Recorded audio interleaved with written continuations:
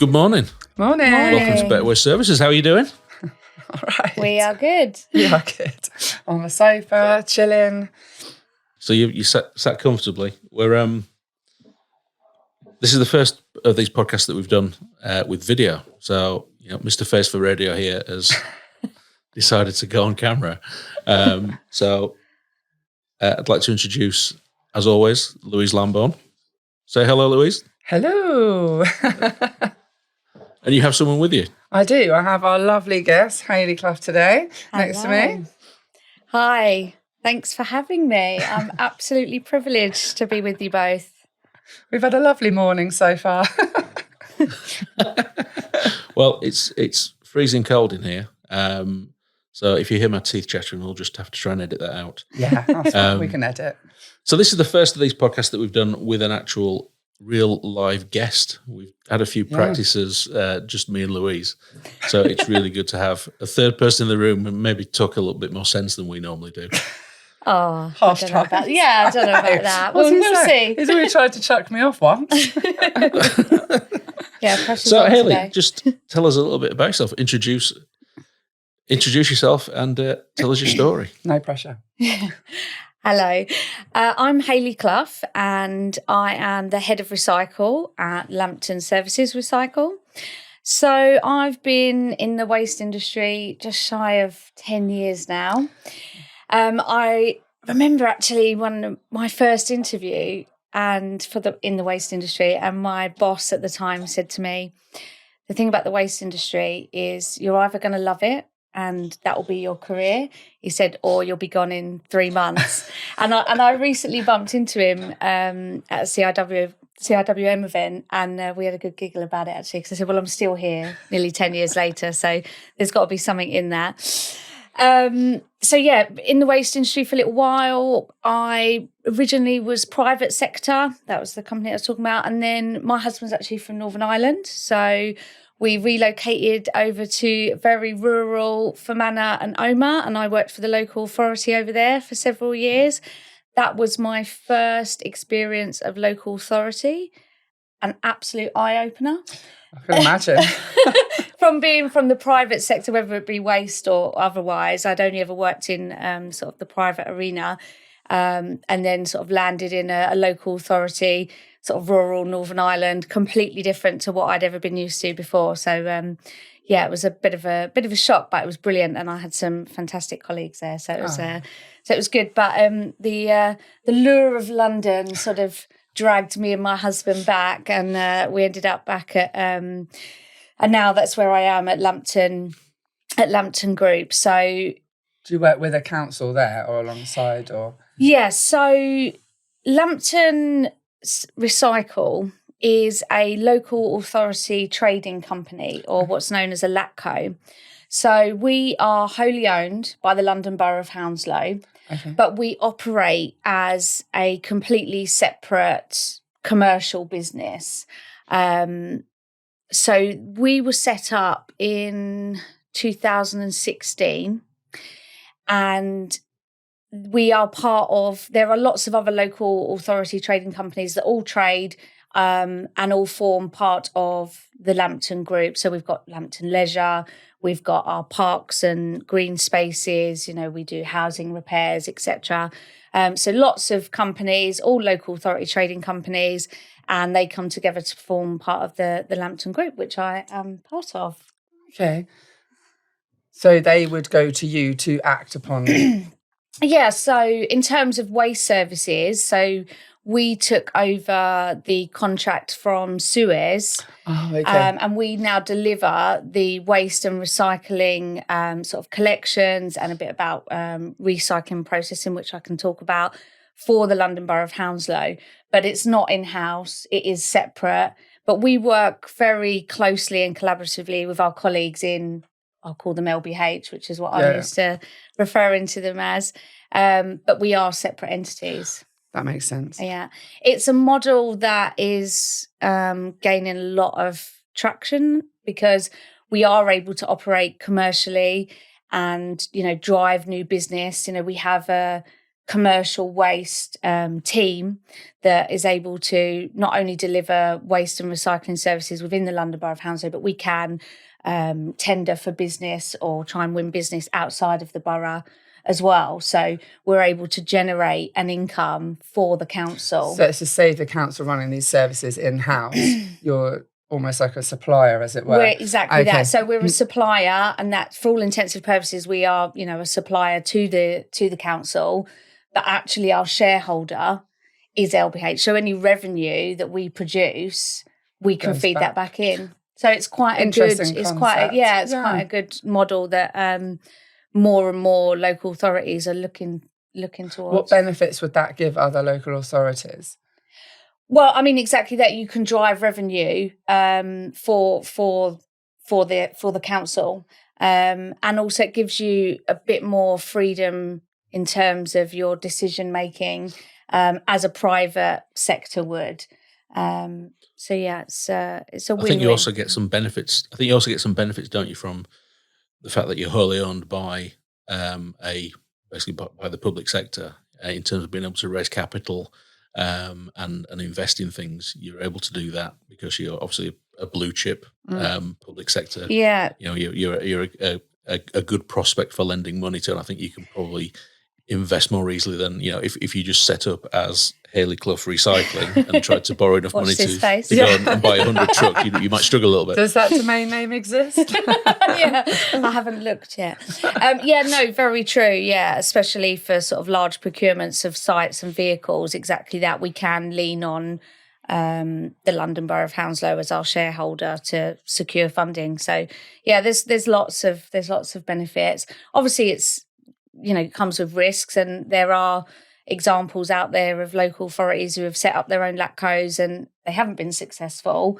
But with it can be, and the model that we're currently operating under is going from strength to strength. And we recently secured our first contract outside of the borough, and that really for the future, we're all about growth and expanding. So that's exciting. So yeah, how did your two paths cross then? Because obviously I've only just met Hailey, this morning, which is lovely. But how do you guys? Where do you two fit in, Bartek and?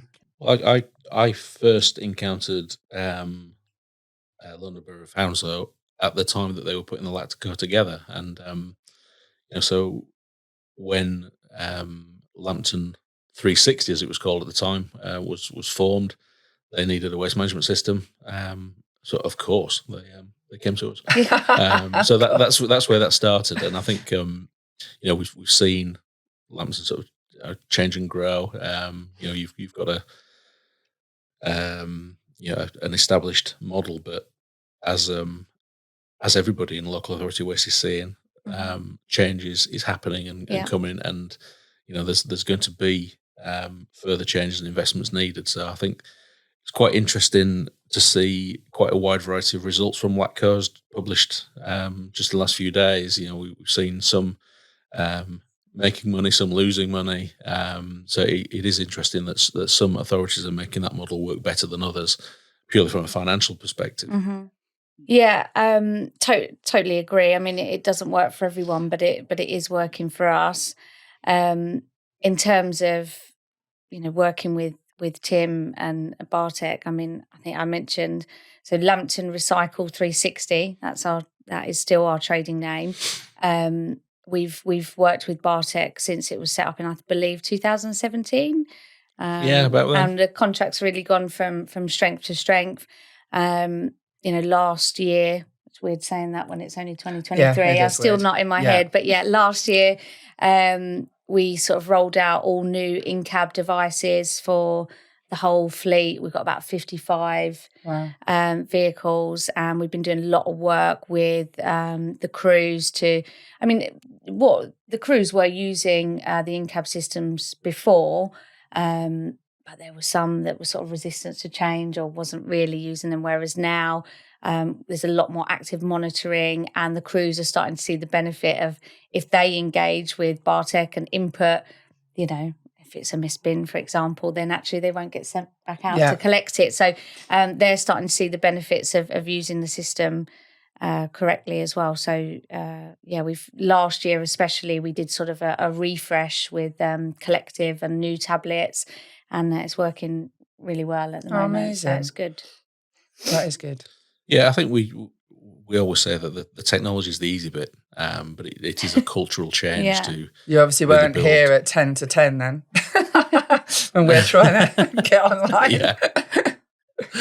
So yeah, you can provide technology, but it is a different thing to actually get it really embedded and for people to really understand what that technology is actually doing. Pushing the right buttons to report a misbin or whatever is easy, but getting it really embedded in the culture that if I do this, then that's beneficial because I give a better service to the resident, or I don't have to go back for that bin later, or we don't get a contract penalty in those sort of environments. So building that in and actually getting that trust that if the crews report something, actually it's going to be acted upon, and that takes time. You can't just put that in with technology. It has to build, and everybody has a part to play in that because everybody's got to really adopt it from all ends, and then to prove that it's working as well.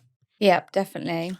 So that does bring us on a little bit to what you're doing with food waste, both curbside and communal. You're doing those in different ways, but you've done a food waste service for quite a while, haven't you? Yeah, we have. So LBH has been a little bit ahead of the curve, really, in terms of segregated food waste.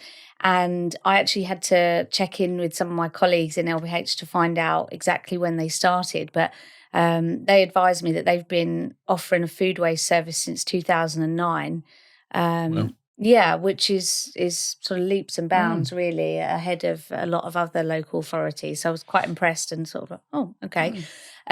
So when we took over the service in 2016, it was from Suez, there was a curbside food service in place. The residents weren't really engaged with it. The crews themselves, very low participation. Even the vehicles weren't really fit for purpose that they'd been collecting the food on. They used to use a twin pack 70-30 split with plastic and food waste, and quite often the body of the vehicle was corroding from the food waste. It was really difficult to clean out sort of on a frequent basis, so therefore it was particularly smelly, dirty. None of the crews wanted to work on that service. And as part of when the local authority trading company Lampton Recycle 360 Limited was set up, LBH and Lampton did what was rolled out recycling refresh, basically, and delivered a new sort of curbside sort for recycling. So we took delivery of 24 Rome-equipped curbside sorting vehicles, and every resident was delivered new containers, new food caddies, leaflets. And as part of that, LBH also engaged with a third party, I think it was EnviroComms, to do door knocking effectively, go out to the residents. Have you received your boxes? Have you got your caddy? Do you know the benefits? Are you going to participate? Talk to them a little bit to sort of drive not just food waste, but also the recycling participation as well. And that was quite successful at the time. And we've been rolling a curbside food waste collection in that format since then, really. And in terms of participation and tonnage, that has sort of gone from strength to strength since you do it weekly or 2016. fortnightly? Weekly collection, yeah. And there's been sort of various projects along the way, and some sort of some of the national, love food, hate waste, and there's currently an LBH-led campaign, No Time to Waste, and we've got involved with some of the campaigns, and we've done sort of mini refresh within that time scale so that we've seen increase. But I'm happy to share sort of some of the data around sort of curbside recycling with you. So we've still got a long way to go, even though we do have higher engagement and we're getting quite good tonnage. There is actually still quite a lot to play for. So we, at the moment, probably this is just the curbside food that I'm talking about at the moment, we collect about 5,500 tonnes of food waste annually. And that works out, we've got about 65,000 curbside properties in the borough. So it's about 89 kilos per property per year, which when you break that down weekly comes in at something like 1.7. So not huge amounts. And over the sort of years, we've engaged with various sort of waste analysis, waste composition. We go through one with West London Waste Authority, but we've engaged with others as well. And from some of the data from the composition and the analysis, we know that there is still probably about 7,500 tonnes of food waste going into the general waste or the refuse. So still sort of more than double to play for. And that's just because of residents' participation in it. Yeah. So, some residents still aren't presenting their caddies at all. Some residents do participate, but maybe a laissez-faire approach. Because it can't be they don't know about it, because it's been going on for so long that you'd think that, so how are other councils going to do this when they start doing weekly? It's going to take ages for momentum, isn't it, to get the residents on board? Definitely. And you still need to run campaigns, sort of, whether you do that annually or, every couple of years. But it is an uphill battle for sure. I think, like most local authorities, one of the biggest challenges that's faced with regards to food collection specifically is getting buy-in from the residents. There's still a lot of perception around, smelly bins and, I can't be bothered to segregate, or my house isn't big enough to have another receptacle to put waste into. So we've actually been doing a lot of communication with LBH and they lead on the comms to residents, but we support each other. And we've started encouraging our colleagues to really talk about the financial impact as well as the environmental. I think sort of historically, as in with most local authorities, there's a nervousness to talk about figures and finances. But it can generate some pretty huge savings. So some of the more recent campaigns, we have actually started rolling out actual figures. So just to give you an example, and these are pretty rudimentary approximations, but if we're saying that there is still 7,500 tonnes of food waste, and it costs the London Borough of Hounslow approximately £110 a tonne additional to send waste through the general waste disposal, which we do energy from waste, than it does to send it for food for anaerobic digestion. But I'll tell you one thing which I've never really understood, and I don't know if it's been impacted by the announcement, etc., and all the changes, but the food waste going into the garden waste. Yeah. So I thought that it had to be separate now, and it had to be food waste weekly, and it couldn't go into the garden waste. But it sounds like there still can be that merged.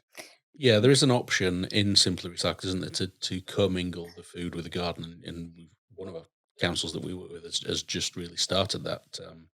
What, commingling? That service. Yeah. So surely what would be the benefit? It's very common in Scotland as well. But the downside is that you have to provide that weekly, free of charge, and you have to provide it weekly.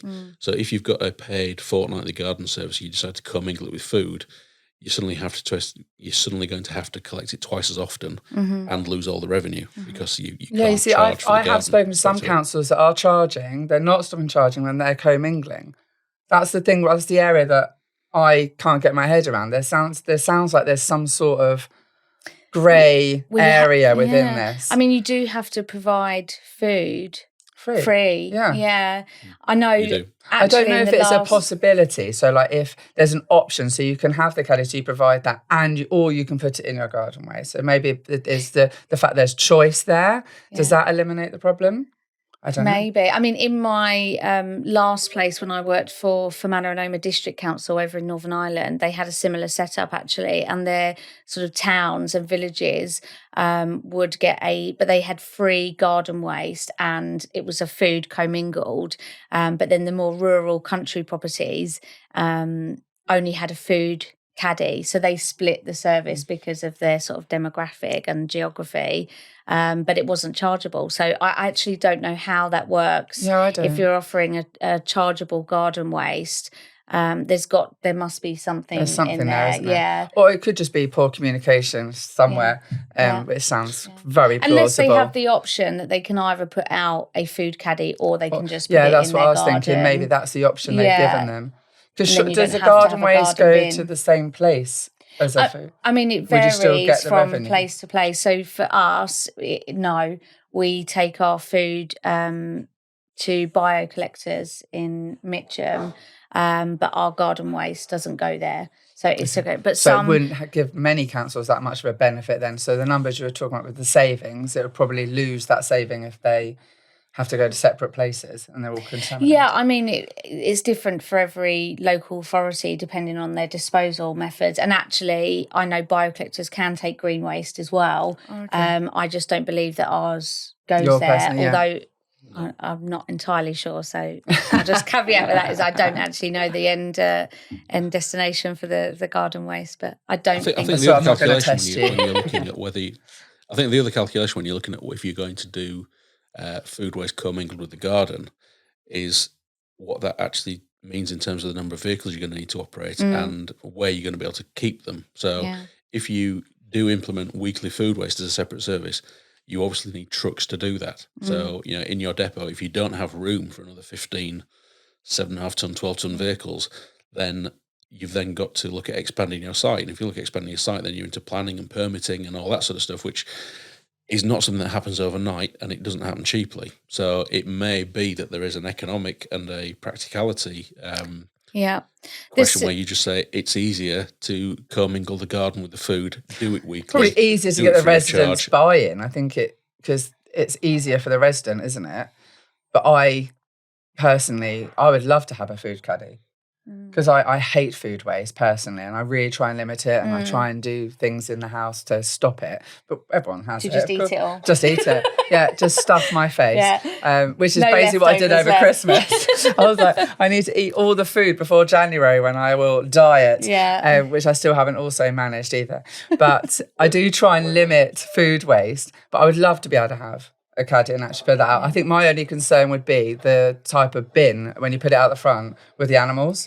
Yeah, I mean, I don't live in the borough that I work for, but both LBH and the borough where I live have pretty good caddies now that are basically fox and animal proof.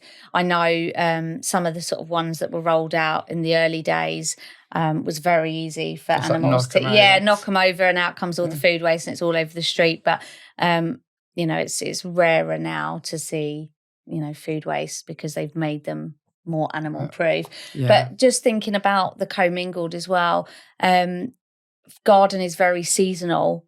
So you've got always increased tonnage in the summer period, spring and summer, and the growing period. So then you've got for us, for example, we actually drop a crew in our winter season. So it's a whole crew's reduction in work. And you'd have to think about those houses are still going to produce food waste more consistently. So I can see the benefit, but it wouldn't work for us. Although I imagine probably, especially more rural demographic geographies, it probably works quite well. But I imagine sort of the London boroughs is probably not as conducive. I think I'm interested in that. It's quite interesting to me that we've got an authority here that's been doing food waste for 15 years, and obviously you've learned quite a bit about it in that time. And there's literally hundreds of authorities are going to have to do food waste in the next couple of years who have no experience of it at all, and the risk is that they're going to learn all those lessons that you learned, but learn them themselves the hard way if you don't share that information. Like you say, buying a cheap caddy that sort of spills the food waste everywhere, or getting the wrong collection vehicles. All that stuff, but there's lots of authorities that don't. So how are authorities sharing that information? Other than doing podcasts? Yeah, I think we've got better at that. Just through LARAC and CRWM and, for me, a part of Re London and RAP and podcasts and just events. And I think, even just sort of the social media platforms as well, I do think there is now an understanding that we need to knowledge share, and especially with simpler recycling coming, and everyone's in a slightly different place in their journey. And actually, let's not rewrite the wheel, and let's start talking to our colleagues and what's worked for you and what's not. And I know Bartek have also just set up a sort of I don't know what you want to call it, Tim. Has it got a name yet, or is it that much in its infancy? It's the Road to Simpler Recycling. We've even got a cartoon of John driving around in the van on his roadshow. Oh my days. By the time this goes out, we'll have done the second one in the Northwest in Chester. But yeah, we're doing 8 of those. Yeah. Are these the ones that are replacing like the bug concept? Or is this an addition sitting alongside it, yeah. So they're regional, and the idea is that we get authorities that are in very different parts of their journey in terms of implementing food, but all in a local area. So the idea is that we get those people talking, and then we can shut up and they'll talk to each other. It was quite interesting when we did the one in Hemel recently that you obviously came along, Hailey, and gave a very well received presentation, but we had quite a few other authorities in the room. We had quite a few other authorities in the room who. It seems bizarre to me that they've been in post for 10 years in neighbouring authorities, but don't necessarily know each other. I introduced a few people to their counterpart in their neighbouring borough, and you think this is weird. You don't compete. Even when they're next door, I find they don't talk. Yeah. And I had a few councillors on last week, and I said, "Have you spoken to your neighbouring council? Because they've been doing it with us for 7 years." And no. Yeah. I was like, would you like me to get you their contact information? Because it's probably a good idea to see what they're doing, because you're right next to them. But it does seem crazy. But that's what we did, the Better Waste Services live last year, wasn't it, Tim? And to talk about garden waste. Those on as well, aren't you? Got one on Wednesday, online only, talking about garden waste. People who are councils that are looking to go chargeable to gain knowledge to do it. It's exactly the same concept, just garden waste, not food waste. And then Tim's joining us in July 2nd for the next live one in Birmingham. You're welcome to come along if you want to do a little bit on food waste as well. Get you. Or if you just want to come along with some good food and cake. Now you're talking, yeah. You can come as my guest. And I will talk a bit about food if you need to, but the cake and the food will have myself. Yeah, that's why I go. But those sort of events that we've spoke are key, really. And you're right, I think especially local authorities historically haven't been great at talking to their neighbouring authority or colleagues. But I am starting to see a shift. And I think because of the changes, especially that are coming and that are affecting everyone, more and more people are starting to, better dial into that. And actually, let me attend that event. And I think also with, Teams and online, it's easier as well. Before it was like, oh God, I've got to go up to Birmingham and can I do that in a day? Actually, this one's online. I can just do that from home or from my office. So, that has also helped, I think, with sort of connectivity and knowledge sharing, really. So, on the lead up to the announcement, everyone was going to events on the hope that someone would say something. And I just noticed this shift. It went from like excitement to anger to really angry to losing themselves to then not turning up because what was the point? To then, oh, hang on a minute. There's going to be something coming in a minute. And then start listening again. Yeah. And then I noticed people coming again. And then the one, which one was it? In London, near Westminster, in Westminster. Do you remember that event? And everyone thought the announcement was good. It was for the announcement. Yeah. And everyone turned up, and of course, nothing happened. Okay. It was the angriest event I think I've ever been to. But then it did pick up from that one, and everyone started to turn up more just to see. And then when, of course, the announcement happened, I think more and more people are going to the events. And Lara was the biggest one I've been to in October. It was huge. Like, that's the biggest turnout they've ever had, just to talk about all these changes and share information with each other. I mean, for a brand new event last year for the Better Waste Services, the Garden Waste, we had over 60 people in person, and I think it was like 100 online for the first ever event. And then for Wednesday, I've got 204. That's brilliant. That, for an unheard of event, it's because people do want to share and they want to hear about what other people. Because of course, why wouldn't you? You want to save those mistakes, don't you? And I think that's key, because otherwise, the cost implications of those mistakes are huge.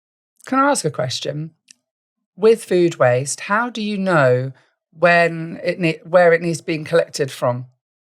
Are you just assuming that every household will put it out?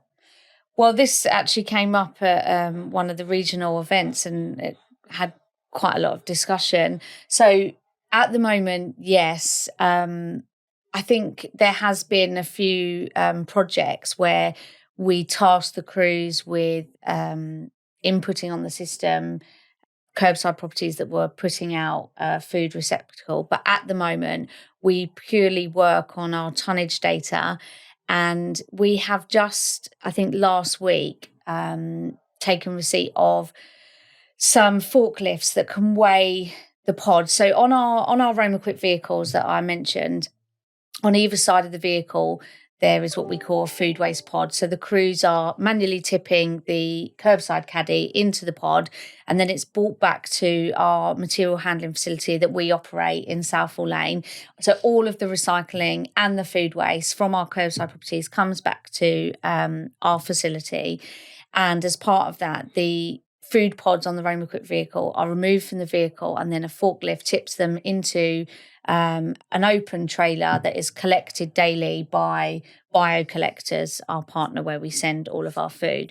So last week we actually took delivery of new forklifts that have onboard weighers. So when they lift that food pod, they can weigh how much food is in there. So I think currently, and I know Roam Equip do have some higher spec vehicles now, but because ours are from 2017, the capacity they can hold about 400 kg on either side, so 800 kilograms per vehicle, and we still have some capacity within that.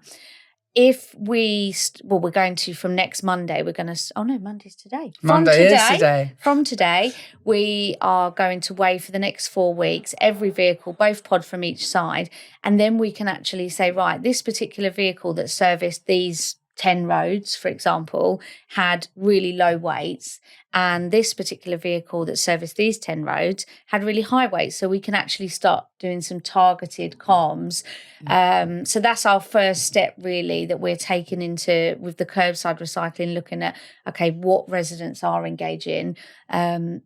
Because it would be such an onerous task to ask the crews to start logging every participation of food caddy. It's just not possible without, well, it is possible, but we would have to give them longer.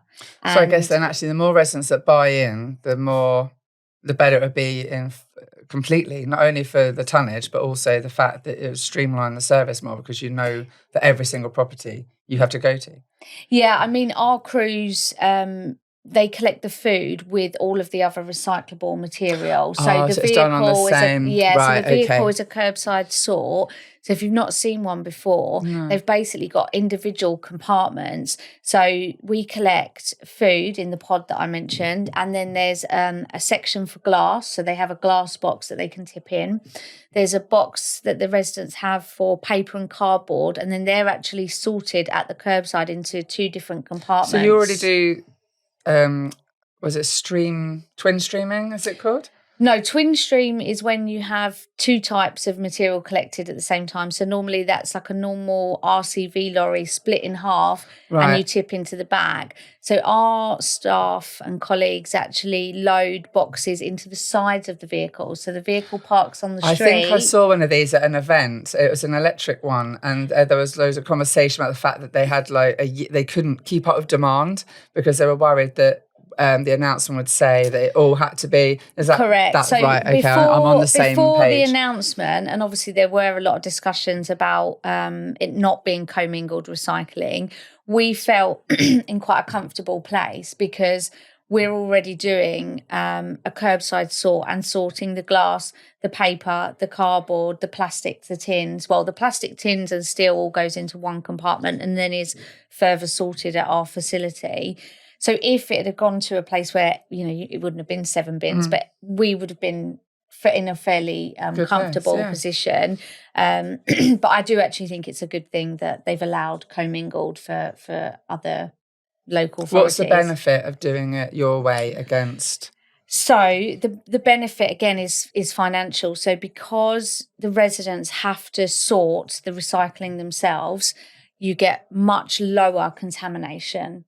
So we are able to generate an income again for LBH from the material that we sell for onward reprocessing. So when the material comes into our facility, it does go through a picking line, the plastics and the tins, etc. But largely, it's baled straight into bales for onward sale, and we are able to generate a higher return than if it went commingled. So quite often with commingled recycling, waste operators would be charged, a gate fee for sending recyclable material commingled, and that varies depending on where you send it. But it's normally less than general waste, but some, not considerably much more in a lot of cases. Whereas for us, we actually, when we sell it, we get profit back, and we're not charged any sort of gate fee, so we don't pay to dispose of the material. We just sell it straight on. So it's always bugged me because in where I live, I remember years and years ago, we used to separate all of ours. We had all these boxes. Yeah. And I remember my mum being livid because we had to put all these boxes out. But it was like that. And I actually preferred it because you clean it, put it in the individual boxes. And then they stopped it. Yeah. Why would you, surely the cost implications of doing that service, then changing it, I'm sure there's a valid reason. Yeah, but I mean, the actual delivery of the service costs more. So we have to have more crews because they are collecting individual boxes and segregating into the vehicle. We have to operate more vehicles than if we just commingled it. So I think that's why, because there were quite a few local authorities who had it separated and then went back to a more commingled stream, or sometimes two. Yeah. But it all depends on where you're sending it and your disposal. And that's part of the problem, is that every MRF and every handling facility and every local authority has a different method, because it depends on where it's going. But surely that means that this whole concept of the announcement won't work, surely, because if they're all... Originally, when they were talking about consistent collections, I think the idea was that every resident got the same service. And I think that's stepping back a little bit from that now to providing a food waste service to everyone, but it can be delivered in a different way. And I think if the simpler recycling is aimed at getting some core waste streams that will be collected everywhere. So I think, what we call sort of dry mixed recyclables have all got to be available in every authority. And I think film is got packaging film has got to be added in by 2027, I think is the date for that one.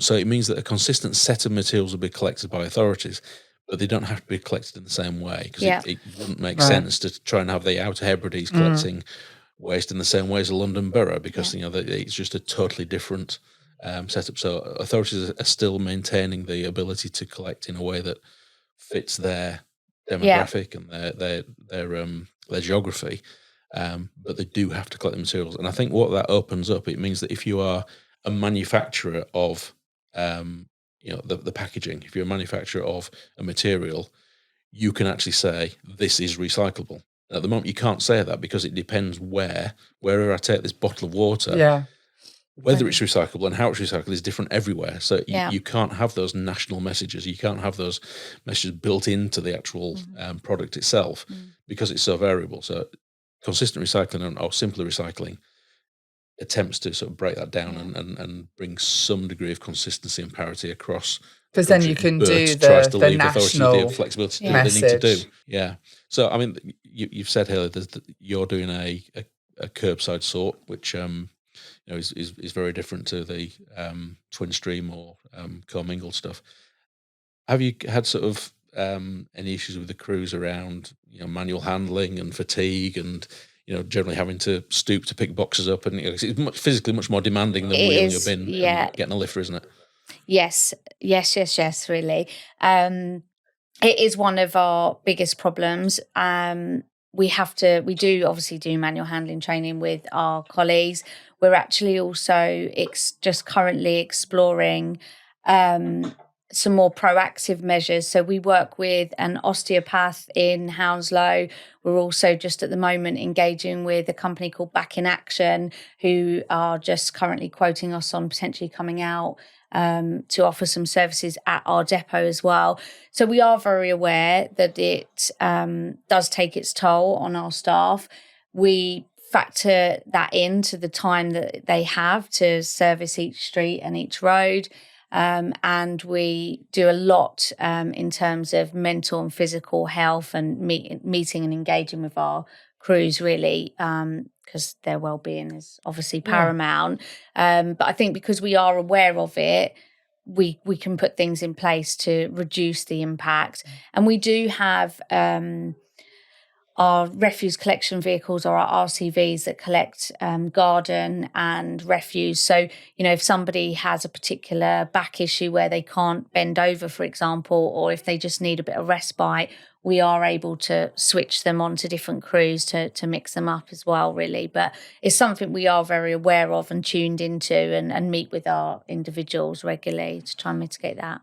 And how variable are you finding the presentation rates? I mean, anecdotally, people sort of say, you roll out a food waste service, and obviously you rolled out yours out 15 years ago, so you're in a more stable position. But I mean, we have areas that we know on certain days, okay, that's a big day because this particular area is really good at recycling and we get lots of food presented, etc.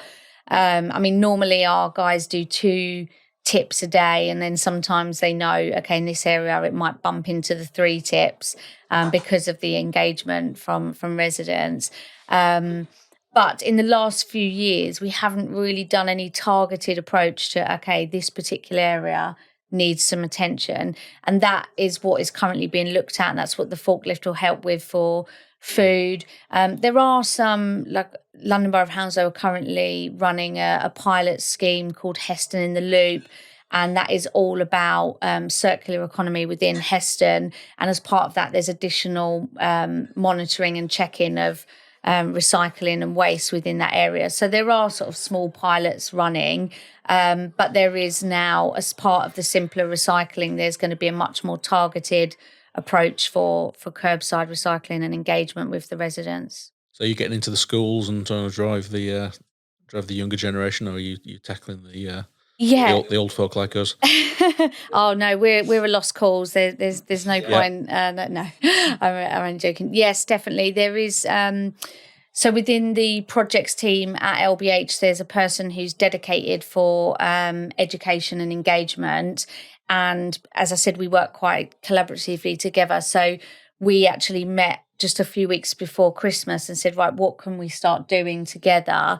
And there was a recent event at one of the local schools that was joint between Lampton, Rome Equip and LBH. And Rome Equip brought along a new electric vehicle. One of our supervisors and I think our contract manager went along and did a talk to the children in the school as well. So yeah, it's imperative, really, And it is definitely more talked about with children now. I do guiding. And even when the syllabus changed a few years ago now, it was included in there. Yeah. So a lot of the tasks were food orientated, and then it was talking about what you would do with that food and I don't know, leftover meals and things. So I think it is more present. I still think there's loads more to do because I want my son to be aware of it and not throw food everywhere, up the fridge, up the walls. That'd be great. Just get him to throw it into a caddy. Yeah, get it in there, put a basketball hoop on it. Yeah. So we've talked a little bit about your curbside collections using the Rome Equips and the boxes. Of course, the simpler recycling also requires food waste services to be provided to communal premises, which every is resident. Every resident must have the same. Well, must be able to recycle the same things. So, and obviously in a London borough, you've got quite a lot of communal properties. Oh, how do you manage that? So we do offer a segregated food waste service for our communal residents. We actually do things a little bit differently. So in 2020, LBH set a target that they wanted 24,000 residents this is communal residents, to have access to a separate food waste collection. And they did a lot of engagement with residents. There was questionnaires, again, door knocking. And the biggest feedback that they got by far was that residents didn't want to participate in food waste because the communal bins that they take their food out and put them into are really dirty, really smelly, stinky, all of the rest of it. And also, it's not their waste, because it's communal. Not only is it smelly and dirty and food, but it's not their smelly, dirty food. And not everyone does it the same. So it's contaminated most of the time, isn't it? So LBH decided that they were going to go at it a different way and start delivering a bin swap service, which was rolled out. I mean, because of the COVID years, it was a little delayed in starting, but the biggest first phase was started to be delivery in May 2022. And the way that the service is delivered is that every communal property has an external bin. It's normally in some sort of bin housing. We use Metro Store at the moment, but there are various different options. And the resident brings down their bag or their internal kitchen caddy and put it in the bin. We deliver, again, a weekly service. We come along, we take the bin out of the bin housing and we put it onto a box van and we leave a brand new clean bin in its place, so that every week there's a completely clean, fresh bin in the housing. So our box vans can hold, I think, 32 bins. And then what they do is they come back to our disposal. We use Transport Avenue, which is where all of our refuse and garden waste and our communal food goes to. And the bins are emptied on site and then steam cleaned completely. And then they're reloaded onto the vehicle. Well, they have additional bins. They don't have to wait for them to be clean. They take the clean ones, leave the full ones, and then on their next tip, they collect those bins that have been cleaned in the meantime. So again, they do 2 tips a day. So each crew can do 64 bin swaps a day. And at the moment, we've got 2 crews operating, 1 crew 5 days a week and 1 crew 3 days a week. So we've still got a little bit of capacity within our current model, sort of 2 days maximum. Does the cost outweigh? No, so it doesn't pay for itself. It's not cost effective, but we have seen good levels of engagement.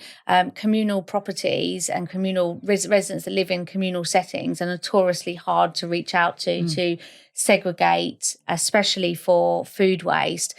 So since the rollout that started in 2022, each month we just see increased tonnage and increased engagement from the residents. And the way that it was delivered was in a sort of phase. So we do it in phase 1, phase 2. So the last phase was rolled out September 23, and that was to an additional 2,000 residents. And the projects team at LBH do a lot of engagement with those residents. They'll go on leaflet drop again, making sure everyone's got their internal kitchen caddies. We give them a bag of liners for the first time to encourage them to participate in the scheme. And actually, there's a project at the moment to go back and look at, have we got the right number of bins for each site? Because, our crews are reporting that on some particular sites, they're emptying half or taking away half full bins, but maybe there's 3 bins there. And actually, do we need 3 bins? Because capacity is such a big issue for us. As I said, we can only take 32 bins per vehicle. We need to make sure that all of those bins are full. We have looked at and explored, and we had a few pilots and trials of technology that says whether a bin is full or not, but we had a few issues, one around whether they were working, and also then just trying to manage the actual service of, okay, that one's not full yet, but then we're not in that area for another 3 days, and if it hits the trigger within that time. So there was a bit of work around it, and then it was decided that actually at the moment we're not going to look at that, but maybe it's something that as we roll out to more residents, we might need to get a bit smarter with our capacity of our bins and look at that again. So we did actually hit the target that they set again at the end of last year. In in September of 20. Well, the target was 24,000 properties, and now I think there's 26,500 that have a food waste provision available to them. We're just over 2/3 of the way through, so there are more properties that we need to be able to offer this service to. And as I've said, there's not a huge amount of capacity. So we need to look at, okay, are we going to offer a third crew, or are we going to free up some capacity within our current rounds? So you mentioned schools, Tim. So at the moment, the schools are also on the bin swap service, but there are some schools that have sort of 7 240-litre food bins, and, they're taking up a quarter of the van. So maybe we need to look at exploring whether we do just a food tip service for them, and whether we complement that with a bin washing scheme, perhaps, where we just go out to them once a month and wash bins. So we're currently exploring that because we are aware that we're not going to be able to deliver the service to all of the communal residents with just the 2 crews that we've got. So we are going to need some additional support, whether that be a like for like, or whether we think a bit more out the box of, okay, well, maybe some residents will have this type of service. But I mean, financially, it is a cost, and it's more expensive, obviously, to do the bin swap and bin wash that I've spoken about. But that has helped us engage with our residents and getting residents to start segregating their food. So actually, if in the future we were to say, okay, well, maybe we go back to a bin tip with a bin wash, is it likely that residents are then going to stop segregating food? Yeah. Probably not, because it got them over the line to start. Once you start doing it, it's like I would imagine it's the what's in it for me. Like, I think that's what most people say when I talk to them about anything. Why bother? Yeah. Like, I mean, that's a really hard thing to have to explain to someone, is especially in communal, because I'm guessing that, my neighbour doesn't do it, so I'm just one person. Well, especially if they open the lid of bins and they see contamination straight away, and all your hard efforts. Frustrating. Yeah. But that also comes back to why we're sort of trying to encourage, let's talk about the finances a bit more. I mean, and the environmental benefits. But, I'd like to hope that everyone cares about the environment, but I know it's not on everyone's agenda yet, sadly. But there's not many people that do not care about financial benefits. So, let's talk about that, and let's start normalising the fact that you say, well, what's in it for me? Well, actually, if you start doing this, you're going to save your council X amount, which actually means that your council tax may not need to be. I think that's what I find so frustrating, that people don't know. They don't get the association. But if you put your nappies in the recycling bin and do that contamination, you are costing the council so much money. And because you forgot to put your bin out, and then you complain, and then they have to do that missed bin collection because they've got no proof, because they don't necessarily have the kit. Nobody cares about saving the council money. No, because they don't see it as a direct thing on them. People don't make that link between the council money being their money. Yeah. So but it is. But they're quite happy to say we pay your wages. It's costing the council money. They don't care. It's not them. I've never heard and that link isn't there. No, I'm not even. I don't even work at a council, and I hear it. I don't think I'd have the patience. Have you looked at? Have you given any consideration to underground bins, Hailey? They're starting to pop up in certain places. I mean, very well established in Europe, but starting to see those in. Is the short and honest answer to that. But I am aware as well, and I have started looking at some stuff myself.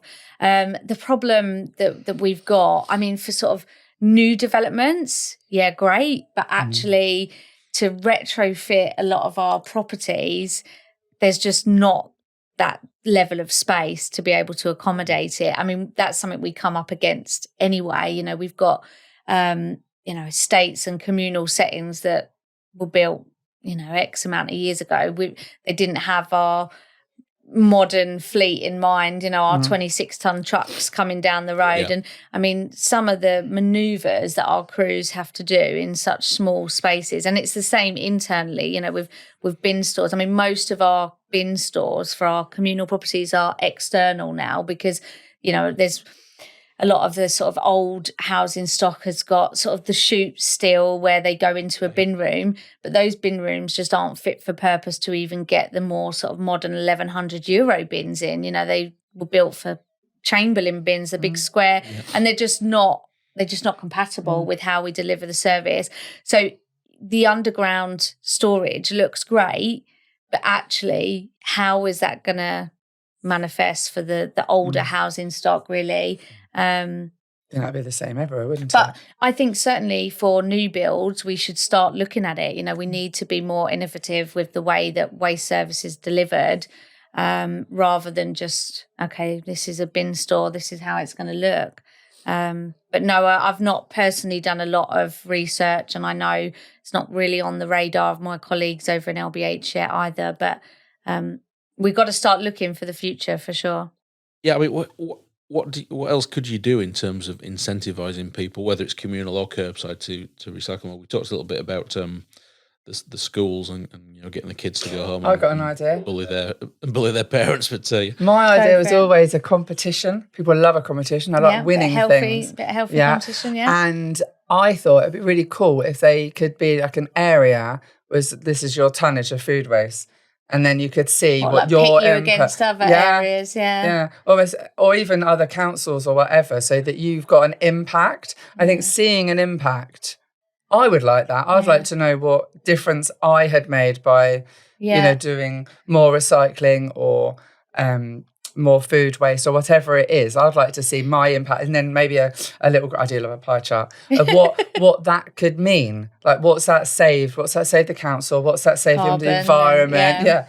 And me eating that extra Danish pastry, what's that done to help? Well, I think that is very easy. And again, this all comes down to comms. And there are a lot of residents who would be interested. There's an awful lot that wouldn't be bit interested. And age demographic as well. Yeah, but we have all of that data at our fingertips because of the likes of Bartech systems and, all of the data that we have to capture and we have to present through our licensing. So it's not particularly difficult to turn that into comms for residents.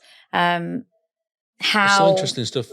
Sorry, Hel, there's some interesting stuff happening. I don't know if you've seen Litter Lotter. That's the one where you sort of scan a code when you use a litter bin and it puts you in a drawer. I mean, you could do the same thing if you, if you had your guys scanning the caddies as they, put them into the Roma Quip with just a QR reader or something on the side of the vehicle, and just you put your caddy out, you're in the drawer, and you. I think people like the competition, and people like to be into win some as well. So even if there's like a £100 every week prize, somebody gets you put your caddy out and you're in the draw. It's an incentive, and it's £100 in their bank. It's not £100 that you save the council, which nobody really cares about. It could be like a postcode lottery, so you could do it per postcode. Yeah, absolutely. Yeah. Your postcode wins this month. Or we've also seen schemes where again it's that competitive element. You measure the participation, but if you participate, then the benefit isn't necessarily some cash to you, but it diverts some funding to the local school or the local youth club or something like that. So again, people you're asking them to change their behaviour, but you're giving them something back that's in their local area and something that's perhaps feels a little bit benevolent as well. And I think that's where we're at now. In all honesty, because, we have rolled out the service and, we're nearly there with our community. So all of our curbside properties have access to food and recycling. Over 2/3 of our communal residents now have access to food and recycling. We've just got that last third to go. Particularly our flats above shops is quite difficult. I know a lot of local authorities find it quite difficult to engage with residents that live in flats above shops because there's not anywhere for them, nowhere for external bins to go. It's quite the generally residents that live within flats above shops is well known as sort of transient, quite hard to get hold of. They change frequently. So we're kind of now at that point where we actually are trying to reach out to our sort of harder to reach residents.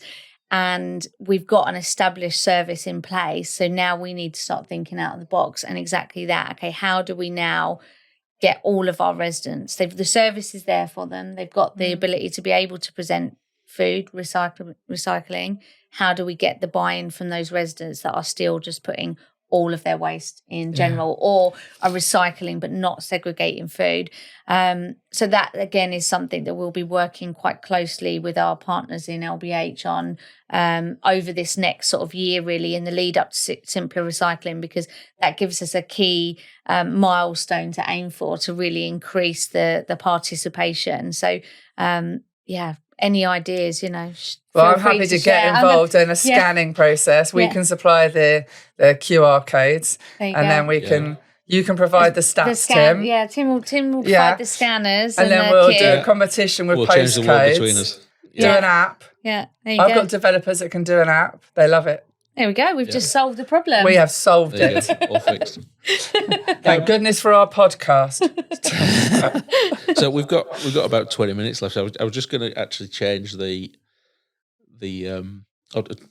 was just going to talk about something completely different now. So we've talked about how we get people to engage with recycling and people to engage with food waste. How do we get people to want to come into the industry? Because I think it's an industry that's completely changed. Somebody said to me a while ago, this is a bin truck driver, "You've ruined my job." Because I think the job used to be turn up in the morning, get in your truck, drive around all day, and as long as you don't mess anything up and cause any complaints, no one will bother you, no one will ask you anything. It was a really simple job, and now we've made it complicated because we do data collection, we optimize their routes, we get them to scan things, we're measuring everything. They've got radios, they've got mobile phones, they've got messaging.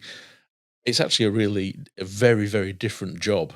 Emptying bins to what it used to be, and I think it's a very different job managing that service. It's a very different job being a supervisor. How do we get people to want to do that job? Is there a shortage? Well, yes. I mean, for us, the shortage is all around drivers, but that's to do with the national sort of HGV shortage anyway. Well, is that still a thing? I mean, yeah, it is. I mean, it's not quite as prevalent, when it was all in the news. All in the news, yeah. Even I was considering it. But it is still difficult to attract and retain, good drivers who have experience. And going back to the earlier point that I was saying, we've got really large, heavy lorries in very small, confined areas. Doesn't necessarily lend itself particularly well to somebody who's just passed. So we do actually take on new drivers and we put them through more of a sort of a training program. In fact, we've done a lot of in-house as well. So we've just rolled out a pilot where we took 2 of our loaders and with a third party, they went through their HGV licensing and we've had a success story out of it. So it's something we're looking to expand so that it also offers a career progression as well. So, linking back into what you said, I mean, obviously it depends on each individual company, but sort of Lampton especially really pride themselves on well-being, career progression, looking after our staff.